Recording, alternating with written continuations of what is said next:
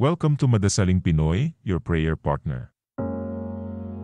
Ngayon po ay 25 ng Enero at ipinagdiriwang po natin ngayong araw ang kapistahan ng pagbabagong buhay ni Apostol San Pablo.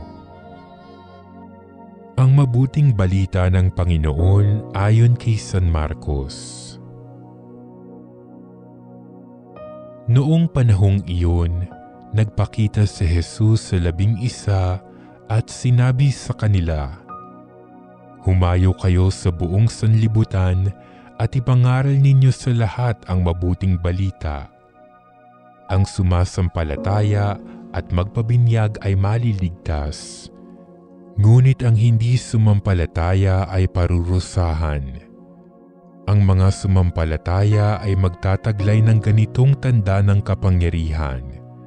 Sa pangalan ko'y magpapalayas sila ng mga demonyo at magsasalita ng ibang wika. Sila'y hindi maaano, dumampot man ng ahas o uminom ng lason. At gagaling ang mga may sakit na mapatungan ng kanilang kamay." Ang mabuting balita ng Panginoon.